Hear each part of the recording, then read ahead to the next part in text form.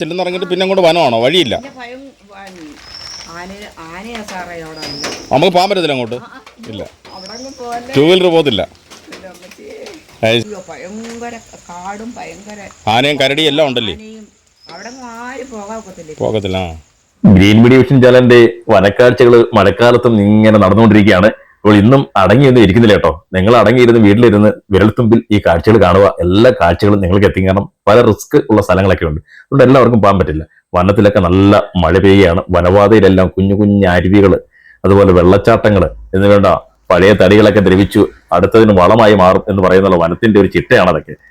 അപ്പോൾ എല്ലാം ഒരു കാഴ്ചയാണ്. ഓരോ മരത്തിനും ഓരോ കഥകൾ പറയാനുണ്ടാകും. അതുപോലെ ഓരോ ഇരകൾക്കും ഓരോ മർമ്മരങ്ങളുണ്ട്.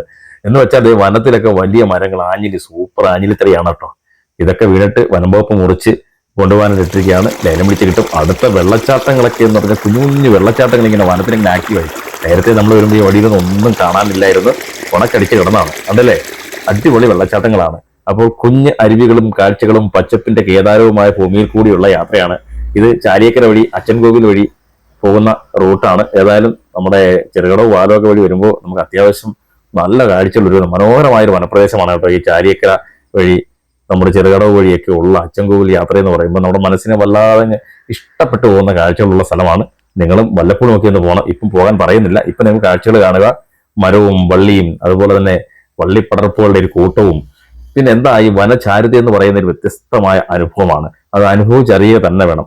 അതുകൊണ്ട് നിങ്ങൾ ഈ കാഴ്ചകൾ കാണുക. നമ്മുടെ ചാനൽ ഫോളോ ചെയ്യണം. അതുപോലെ തന്നെ അഭിപ്രായങ്ങൾ രേഖപ്പെടുത്തണം. നിങ്ങൾ കൂടുതൽ അഭിപ്രായങ്ങൾ പറയുമ്പോൾ നമ്മൾ കൂടുതൽ യാത്രകൾ ചെയ്യും. അത് നമുക്ക് പ്രയോജനമാകും.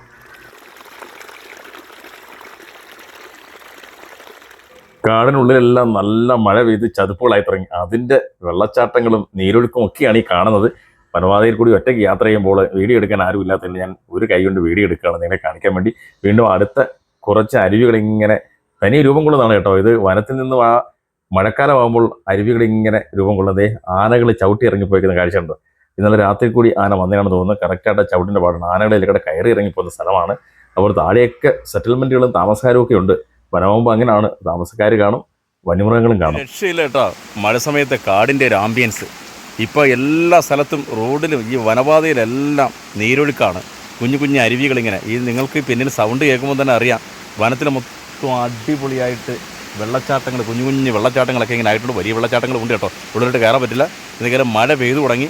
അടിപൊളി സൂപ്പറാണ്. ഞാനിപ്പോൾ നിൽക്കുന്നത് ചാലിയേക്കര വഴി ഉപ്പുകുഴി വഴി അച്ചൻകോവിൽ പോകുന്ന റൂട്ടിലാണ്. ചെറുകടവ് പാലം വഴി മനോഹരമായ ഒരു കാഴ്ച തന്നെയാണ്. കടയുടെ ചാരുതയിലുള്ള കാഴ്ചകൾ അപ്പോൾ കണ്ടു പോകാം. മഴക്കാലത്ത് തന്നെയാണ് വനപാതയിൽ കൂടി യാത്ര ചെയ്യേണ്ടത്. ഇച്ചിരി കുറച്ച് ധൈര്യമൊക്കെ വേണം കേട്ടോ. ഞാനിപ്പോൾ നിൽക്കുന്ന സ്ഥലം കാണിച്ചു തരാം. ആന ഇറങ്ങുന്ന സ്ഥലമാണ്. അത് പകലും ആനയൊക്കെ ഇറങ്ങി പോകുന്ന സ്ഥലമാണ്. എന്തൊക്കെയാലും മഴ പെയ്യാണ്. ഞാൻ കോട്ടൊക്കെ ഇട്ടിട്ട് നമുക്ക് യാത്ര തുടരാം. ഇങ്ങനെ ചെറുകടവിൽ കൂടി വനത്തിൻ്റെ പ്രദേശത്ത് വന്നപ്പോഴത്തേക്ക് മഴ പെയ്തു കേട്ടോ. ഞാൻ ഇങ്ങോട്ട് തോന്നി ഇതാണ് ചെറുകടവ് ജംഗ്ഷൻ. ഇവിടെ ഒരു വെയിറ്റിംഗ്. ഇവിടെ നമ്മൾ അങ്ങോട്ട് പോയിട്ട് എങ്ങോട്ട് പോകും? ഈ കുമ്പളക്കടവ് അതല്ല, അവിടെ ചെല്ലുന്നിറങ്ങിയിട്ട് പിന്നെ അങ്ങോട്ട് വനമാണോ? വഴിയില്ല. നമുക്ക് പോകാൻ പറ്റത്തില്ല അങ്ങോട്ട്. ഇല്ല, 2 വീലർ പോകത്തില്ല.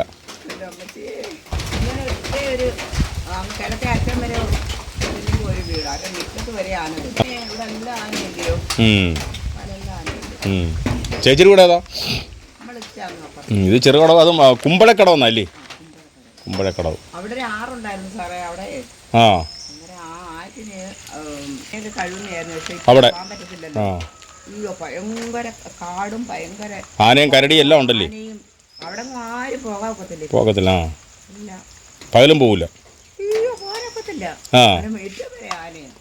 അപ്പോൾ ചാലിയേക്കര ചെറുകടവ് വനവാസിയായ ഒരു ചേച്ചിയാണ് അഭിപ്രായമൊക്കെ പറഞ്ഞത്. ആനയുണ്ടെന്ന് പറഞ്ഞാൽ ഇവിടെ ആനകളാണ് ഇഷ്ടം പോലെ. ആനകളുള്ളിടത്ത് ആനയുണ്ടെന്നല്ല പറയാൻ പറ്റൂ.